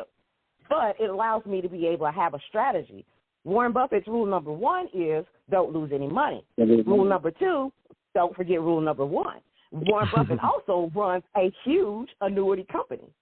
So when you're able to import the annuities as part of your financial plan, you're actually taking some of the insecurity out of your financial plan and giving it to a company, and it is a contract. It is absolutely a contract. And with that contract, then they are contractually obligated to give you the money that you signed up for. So that really does help people to have some more financial security. And I've always said this before, if anything were to happen with the markets, if the dollar devalue or, anything like that, these life insurance companies and the annuity companies, they are going to follow along in that same premise. So if the currency changes, they're just going to change to the new currency. They're just going to essentially make it easier for you. What I love about that is if the dollar devalues, they're not going to devalue by 30%. Like I said earlier, they are still contractually obligated to give you that same dollar amount. I'll pay my 1% fee for that. The other thing we've got to take into consideration is when it comes down to the investment companies that they use inside of that, you're going to have global. You're going to have emerging markets. You're going to have all these different sectors that maybe the average person, the lay person, doesn't understand what me, Michael, and Will are talking about when we say all of these terminologies. But they are the ones who are literally going in, doing the research. They're checking the P&Es. They are particularly going in and looking at these particular companies, and you're able to incorporate that inside of your portfolio, and you don't have to do the work. You literally are allowing them to be able to take all of that legwork out of the play for you, still be able to have emerging markets, still be able to have global, still have U.S. fundamentals, still be able to grow with the S&P 500. And depending on your annuity, you have some capped and you have some uncapped portfolios. So just the same way an uncapped portfolio as you have inside of the stock market, you make unlimited growth. you can still have that inside of an annuity. And the one thing that I really love about them is that when you do capture those gains, they're yours. We always say, I say, never lose a penny, never lose a penny, because those gains are captured and you can never see them go down. And that's something that the equity markets will not allow you to do. Most people lost somewhere of 20% in their 401k last year. It's a roller coaster ride. It goes up and down, up and down, up and down. But the annuity is like an escalator. If you get stuck on the escalator, it ain't going to go but one way, up. So being able to say, all right, when the markets do good, I'm making money. When the markets do bad, I stay the same. So then when it comes back to the markets growing again, you're growing from where you left off. When you look at equities, you'll say, okay, I had 100,000 and it dropped down 25, or dropped down 50%. Well, that only takes me back down to 50,000. But if it grows back 50% the next year, that brings me up to the 75,000. You're still not flush back to 100,000. So no, it makes sense. Let me jump in, Queen. Yep. Let me jump in because we got to go to break. We're going to continue this conversation because I'm going to play another cut because, again, love your passion. We're capping that dialogue. I also want to play a cut that helps people understand the other side of annuities because, again, I agree with you. I actually said it wrong when I say it's not for everybody. I love how you corrected it. It's a portion of your bucket. And a lot of people don't understand that. So we're definitely going to go to this break. We're going to play another cut that highlights the other end of annuities, and I will definitely let you speak to that as well because we always want to speak to both ends of any discussion that we have. So thank you for your thoughts. We'll be right back. You're listening to the Mental Dialogue Talk Show, where all I ask is that you think. Hey, are you a wine drinker? A little bit here and there, but my wife definitely loves hers. Why you ask? Man, you got to try this vegan wine by Sip and Share Wine. I ran across them at this event in Atlanta, and now I keep me a few bottles at the house. What flavor you like? I like me a good red or maybe a nice Zinfandel or something. You know what I'm saying? Okay, try this sweet red first. Okay, that's nice and smooth right there. Yeah, that's kind of sweet like I like it. You know what I'm talking about? For sure, that's why I like that one as well. Hey, now try this Conjure Zinfandel. This one was featured in Forbes magazine as a top 10 drink for the summer. See what you think. Oh, okay. Now that's fire right there. Where can I get a bottle of that? Just go to sipandsharewines.com. They'll ship it right to your door. They black owned too. Oh, yeah? Okay, you said what? Sipandsharewines.com? Is that it? Yep. Bad. Dude, I don't know if you remember. Big case, this is years and years and years ago, is that a 401k, a person inherited a very close to seven-figure portfolio. It was right below it. It was like $800,000. Met at their favorite breakfast restaurant, an insurance agent that put her into an equity index annuity. And I was like, what? Mm-hmm. Unfortunately, we were within the halo period of the state of Georgia has a look-back buying period. We were able to unwind it. Because, like I said, this was a 401k, already tax-deferred, tax-favored, that, she rolled into an IRA and then bought into this product. It was a bad deal, but the way it was pitched to her was that this thing's going to invest, just like you did in your deceased husband's 401k, where it's like a ratchet. It can always go up, but it can't go down. There's no negative. You can't lose money with this type of investment. And again, as investors who recognize fear and greed, what is better than an investment that only goes up and protects you when you go down? That sounds like the absolute best thing possible. Tied to the market. I mean, you're telling me this thing's going to be tied to the S&P 500? Woo! How do get me in there? I want some of this. So, but when somebody guarantees or they protect you, there has to be a trade-off. There's no free lunch. There's a reason we tell you when you invest, don't invest anything in the financial markets that you can't be a long-term investor. Mm-hmm. 5 to 7 years is how long you have to be willing to let that money work. Well, guess what? Insurance companies know that rule as well, so that's why what they do is the way they can offer you these guarantees and these protections is they will control your behavior. Yep. They will put a surrender period on here that could last 10 years, 12 years, 15 years. So let's kind of break into how these things and the limitations of an equity indexed annuity. Yeah, so the very first one, Brian, you just hit it. High surrender charges and cancellation fees. They control your behavior. They say, hey, sign on the dotted line, and you're going to get this great thing, But if you want your money in the next 7, 10, 12, 15 years, you cannot touch it or you got to pay the piper. Yeah. So, I mean, that's a big catch. That's a big – if that can control your behavior. Think about if I could have a client come in and I say, look, you give me this – because we can't use the word guarantee. But I tell people, historically, if you can leave the investments alone for 5 to 7 years, we'll make it through the downturns, but I can't guarantee it. These guys can guarantee it because they're locking you down for 10 years. And there hasn't been a time that the market's been invested on like a 60-40 diversified portfolio. That there's not a decade that you really lose money. Exactly so that's right. how they can make promises like that. Live. Welcome back to the Mental Dialogue. Live. It's not lies. It's not lies. It's not lies. I know Boy, you hang on I know where you live. Do not make me come to your house. Yeah, that is not lies. That is not lies. If you're the market, even with its downturns, lost decade. For a Google lifetime, the lost decade. Hey, Google the lost decade. From 2000 to 2010, if you had $100,000 in the market in the year of January 1st of 2000, at the end of 2010, you had the same $100,000. Google it. Google it. That's not a loss. 60-40 portfolio. 60-40 portfolio is dead. It is dead.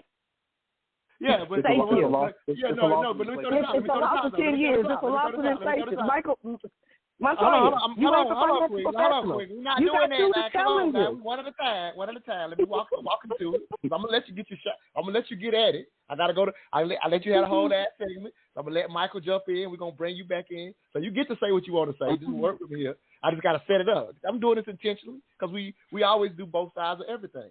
So even what you just mentioned, it's definitely a loss to inflation. So absolutely correct, Michael. And I'm definitely not trying to fight either one of you on finances. That's not my goal here.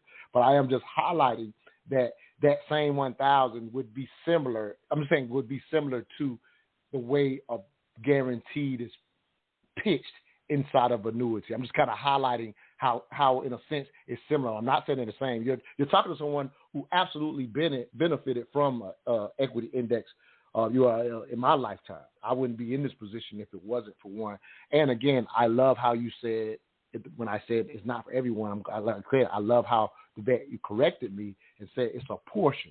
And so I wanted to highlight this example, not so much to attack annuities, but I definitely wanted to highlight people not make the mistake that they were mentioning at the beginning of the cut, how somebody moves the wrong type of money into an index fund for all of its benefits. That's something that I know you wouldn't allow based on your professionalism, but anybody might fall for. $1 million for the 401k to an annuity last week. What are you talking about? So, okay, so I'll highlight this. So I'm saying that your video, video, that's part of the fear mongering. That second clip that you just did. Let me take my passion down. Please, Yvette, let me go to Michael, and you're going to get to make your point. Please let me go to Michael. So here's how I understand it. I don't mind if y'all correct me because, again, this is just me sharing both sides of it. And so I didn't play this part of the cut, but they were highlighting the double tax portion of why they thought that was a huge mistake on their part to move it out of the 401k, her entire amount, into that type of benefit when they called it a double tax. I don't know if it's correct, but Michael, I'll let you speak to that, and Vivette, you definitely will get to make your point. I'm definitely going to give you that time. Go ahead, Michael. Well, what he was referring to was probably the surrender charges that can be associated with moving too early or somebody just moving, again, was from a Roth IRA to an annuity product or vice versa.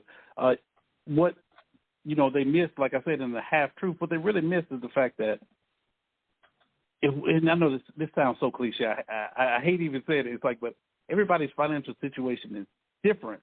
What you often find in situations where they highlight the errors, and one is they'll cherry pick a certain situation, like they're saying one person who had almost $1 million. That speaks to oh man, that's a lot of money.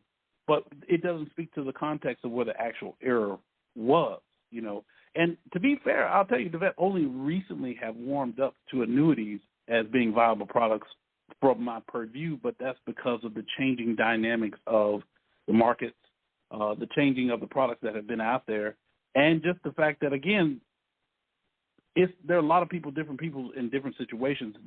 We come to our advisors looking for let's do this one thing. When in truth, when you look at how wealth is built, created, and sustained, to your point, you typically have to have a lot of different vehicles, a lot of different types of investments. My first error in hearing this person who had a 100% equity portfolio is the fact that there is a concentrated risk. It's going to be a different risk profile, but it's concentrated risk because all of their eggs or all of their money is in one type of financial product, which is, again, equity and stock. I would have the same aversion if somebody brought all their money to me to say, hey, Mike, let's trade all of this stuff in commodities and all these other derivative products that you do. I don't do that. And the same thing for somebody saying, oh, I'm going to put all of my retirement assets into an annuity, an insurance product.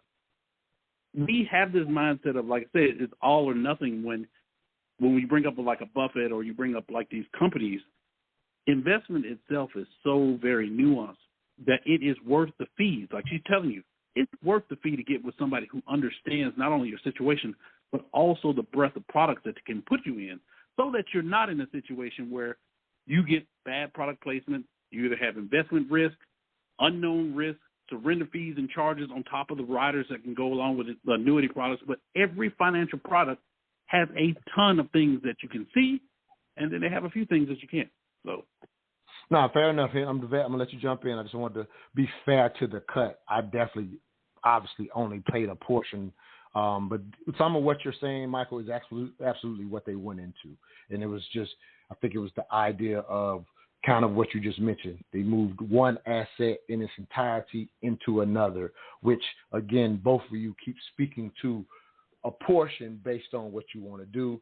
The long-term money, as the vet keeps highlighting, right? So that's where she uses annuities at their best. And I didn't play the cut to dig on annuities. It was just to have the complete dialogue to help people understand. To your point, Michael, don't let someone sell you on eggs in one or two baskets, because the vet just highlighted, she recommends 7 different accounts, which we went through when we had her on the show. We won't do that today, but the vet jumped back in. I wasn't boo-hooing on annuities, if you will. I just wanted to have the other side of the dialogue because it has to be had. Go ahead, Queen. Sure, absolutely. So a couple of things that I want to bring back from that. Well, it's the surrender charges, which are declining. So most people don't understand how surrender charges work. So I'm looking here at my screen right now. The surrender charge in a 10-year product, the first year it is 8.5%. Then it goes to 8, then it goes to 7, then it goes to 6, then it goes to 5. It declines. It goes down every year. When we talk about your 401k, well, you already have a 20% penalty if you're under the age of 59 and a half. It never declines, plus whatever you owe in taxes.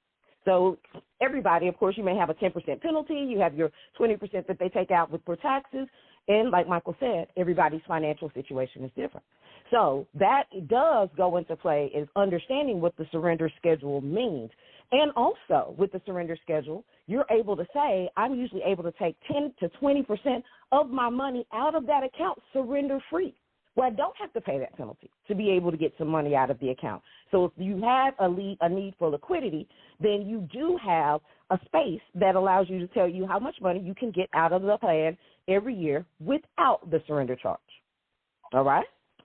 The other part that he mentioned about the 460-40 portfolio, and I don't know how old that video is. I mean, before you do not take into consideration. 2 years old. 2 years old, okay. Just to give. So 2 years ago, everybody still felt like the 60-40 portfolio was great because Michael can tell you the 40% usually represented fixed incomes or bonds. It wasn't until last year that the bonds took a 13% hit. See, stocks and bonds are what we call correlated assets. So usually when the stock market is up, then the bonds will be kind of down. They won't be making as much money. But the other correlation of that is when the stock market is down, you're still able to make some growth because of the bonds. Last year was the first year that both stocks and bonds were down at the same time, and that's why a lot of people lost so much money. So that's when they started really looking at it and saying, ooh, is the 60-40 portfolio dead? And even a lot of people started coming up and saying, hey, maybe some of that 40% that we had in bonds, we need to move that over into the fixed and the index annuities so we can have that protection level because we don't want to lose all of our money. The other thing that comes along with that is... Let me jump in, Queen. I got to go to my to last break, so I'm about to let you bring that on the back end of this break. I think Michael wanted to jump in and ask a question or something.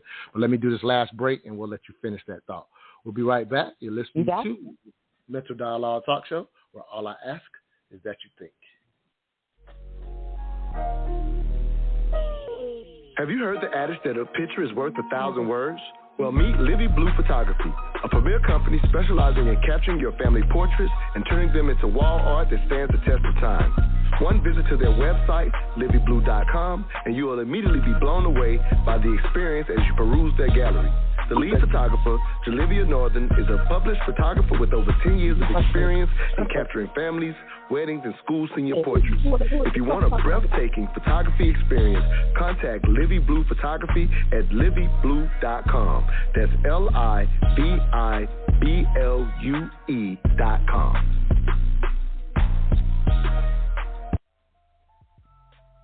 L&G Technology Services, we are your industry leader in aircraft and heavy equipment repair services.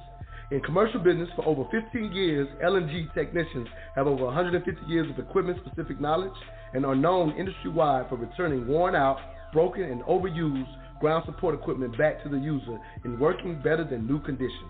For a service job done right at a value unparalleled in the industry, contact L&G Technology Services at 478-781-4860. Again, for a service job done right, that number is 478-781-4860. L&G Technologies is a Mental Dialogue Gold member and proud sponsor of the Mental Dialogue community. I actually would like to highlight that L&G Technologies is now a black level member, and they've been so for over a year now, one of our biggest supporters, our longest sponsor, and wanted to highlight that about them. I was fortunate enough to meet with the owner of L&G Technologies just last night. He lives here in Georgia, and deliver the Re-Education of the Negro, my book, out on Amazon.com, Re-Education of the Negro, Necessary Conversations on Race, Sex, and Culture. So I gave him that last night, as well as another one of our sponsors, my signature Montoya Smith Mental Dialogue Black Level Wine by Sip and Share Wines. If you have a product or service you would like to get out to the smartest audience in all of radio, please contact me directly. Yes, my number, 404-604-9477, or if you follow us on social media, DM me so we can have you sponsor and advertise this to the smartest audience in all of radio. This morning's discussion question, U.S. dollar future looks weak. How can we prepare? Our special guest host is DeVette Jones, as well as Michael Sutler. Michael, I think you want to jump in and make a quick thought or ask a question before DeVette finishes her, I think the next comment that she wanted to make in reference to this annuities conversation. And if you're just now tuning in, the question is, how can we prepare?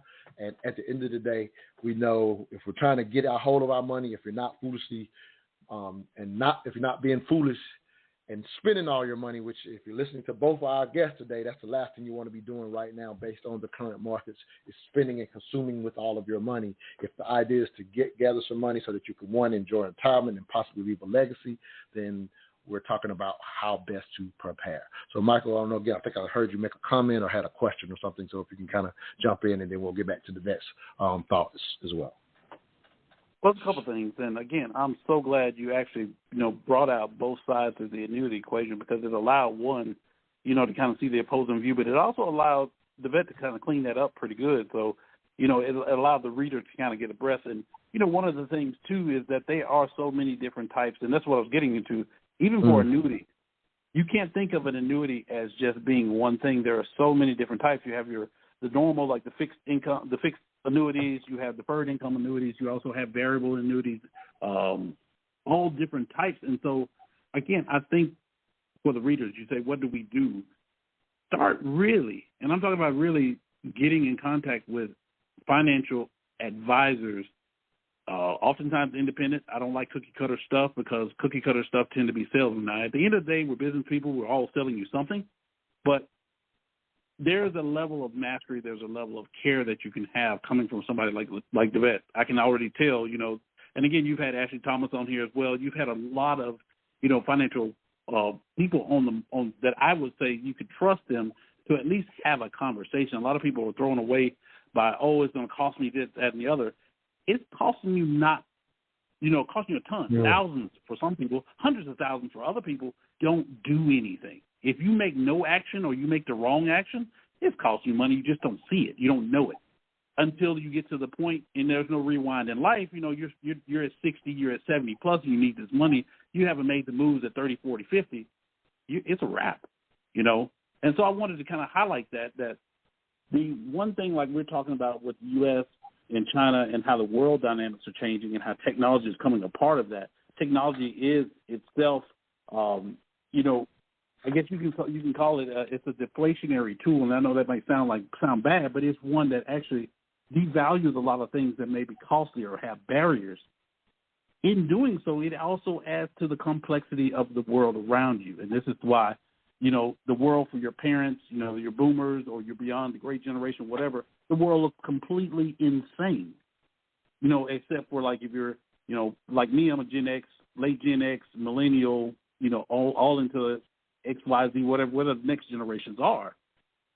They need people to talk to that can explain and help them develop a plan, because it does not and will not look like what it did for prior generations. No, I love it. Let me get back to DeVette. And, that's the work, Michael. That's why we have you. That's why we're willing to promote the Blacks Academy, because, again, you're not one fly-by-night. You've been doing it for a number of years, but I also know it's done with intentionality and care for our people. And so It's not a situation where, for those who wanted to jump into trading and investing, for those who have that discretionary income, who foundationally talked to a DeVette first, got their foundation in place, and now have some extra money and want to learn how to play in the markets, then we recommend Blacks Academy. Again, like you said, we're y'all are selling something, but to me, it's important that you are a Mental Dialogue member. It is important that I find people who are doing it sincerity and teaching mindset first, not selling a product for just simply their own benefit. Again, we're not naive to the fact that you both make money off what you do, but I love both of you because of your honest passion and care for our people. DeVette, if you will, please finish your thought. Thank you, Queen. Sorry for the interruption, if you will, with the break or whatever, but I just heard Michael trying to jump in when you were talking. Go ahead, Queen. I'm sorry. Let me bring her back live. I'm sorry. 1 second, Queen. I got you. You're live again, Queen. Sorry about that. Okay. Awesome. No, thank you. And I appreciate the opportunity to really teach people more about annuities, because it has been kind of a four-letter word, a dirty word that we really didn't want to talk about because everybody is so big on the rate of return. And rate of return is great, but as you start getting to retirement age, people want the same things they had when they were working, a paycheck, a guaranteed income stream. That's why, like the gentleman said earlier, that's why we get up and go to work every day, is so we'll be able to have money that comes in. And the beautiful thing about the annuities is they allow you to be able to get that guaranteed income stream in retirement based on the amount of money that you put into it. So as I mentioned before, Social Security, people get a check for the rest of their lives. The annuities do the same thing. One of the things that we talk about in the financial securities world is once people get to retirement age, we have something else called the 4% rule. This says no matter what your portfolio is, if you have $1 million portfolio, you can only take out 4% per year in retirement to be able to supplement your income. Well, that 4% is only $40,000. So you got $1 million, but they're telling you you should only touch $40,000. Well, the annuities can come back in and say maybe we can give you $50,000 or $60,000. They can give you a bigger rate of return or a bigger payout than what you would get in that 4% rule, because it is a long-term investment, because they did take that 10, 15 years to be able to invest the money, because they have other people who are coming in and paying into the annuity. That helps you to be able to have a little more financial security. You can be able to have cost of inflation increases built inside of your annuities. There are a lot of different factors that go into that. And what I do love about the annuities, unlike Social Security, is they can be passed on to your heirs. And when I say that Social Security stops at husband and wife, unless you have a minor child under the age of 17, nobody else gets that money. My mom died at 50. She didn't collect any of her Social Security, and I'll never touch it. My brother can never touch it. Even my father will never touch it because they were divorced. However, knowing that you can still pass that heir on to your children and your grandchildren is really phenomenal. It makes sure that you're able to leave that legacy component on your money. Your money does not go back into the, the Ponzi scheme pool that we call Social Security. So it's let me jump in real quick. I love it. No, I love it. I'm sorry. I just wanted to give a personal example of the very thing that you're talking about. As much as I bring on experts like yourself and Ashley Thomas, thank you, for mentioning her. I do Making Money Matter Mondays with her every second Monday, which is where money and mental health meets. But we've had endless conversations, and last month's conversation was specifically about estate planning. This brother by the name of William Hunter, just being concerned that our community understands how to have an estate, how they're not that 60 or 70-year-old that Michael just mentioned without enough income. Like say, you don't make the moves now, you will feel it at that time when it can be difficult. And so in preparing for estate planning, I had my aunt pass last year, and some portion of the estate, if you will, which is my grandmother's home, got is going through probate. So I'm actually going through that arduous process, and don't wish it on anybody, but we were highlighted to find in the process, we thought it was initially her home and she had some money in an account, but we luckily found out during the process it was in fact an annuity, and it allowed that money to go directly to my mother, which is her sister, versus it being spread out amongst a few heirs. We have a small family that, to be frank, wasn't even at her funeral, if you will. But that would have been the reality had she not, fortunately, luckily, my aunt had set up that annuity. We just wasn't informed initially, and we didn't know it. So we were delighted to find what you just talked about, Devette, that my aunt had taken the time to designate a beneficiary on annuities that initially didn't appear to be at the bank an annuity. And again, I think I've actually mentioned to you that was part of the best part of going through this arduous process was finding that we wasn't having to split the money up amongst. I'm not an heir, but I'm helping go through the process. So I just wanted to highlight, to your point, that's something that was very valuable in our family. Finish up your thought real quick, Clean. We only got about 3 minutes, but I definitely want to let you finish your thought. No, you really did. It goes probate free, and that's very advantageous because a lot of people can avoid paying that money back out to the states. It does have the beneficiaries on there. They have the ability to most of the heirs will have the ability to still keep it as an income stream. So that's really a great vehicle to be able to have inside of your portfolio, and it's also tax deferred. So when a lot of people are talking about going into brokerage accounts, non-qualified individual brokerage accounts, and they're getting 1099s on that money, even CDs will give you a 1099. Annuities do not. So you don't typically start paying taxes on that money until you start actually spending the money. So there are a lot of different ways you can set up the annuities. There's a lot of different vehicles that we have, companies that we have that treat them differently, whether it's an immediate, whether it's a deferred. It's really a great vehicle to utilize in your financial plan, and I definitely welcome a conversation with anyone about it. I definitely recommend this, Queen, for anybody that heard anything they were interested in. We got a couple of minutes, Michael, so I'm going to give you as our special guest kind of a final thought on this morning's discussion question. U.S. dollar future looks weak. How can we prepare? It's been a wonderful dialogue, if you will, King, but any thoughts? And also definitely make sure for anybody looking to learn trading or investing, there are two different mindsets.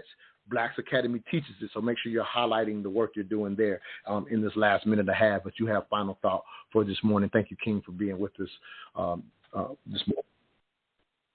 It's a pleasure, of course, always to be here, but also to hear Devette here. I love hearing her, would love to hear some more. One of the things to me that I hope that everybody takes away from this is to not take the headlines and things that you see at face value. Understand that there's an agent on the other side of that has some sort of imperative or has something to sell you or to get you to take some action on that might not always be in your best interest.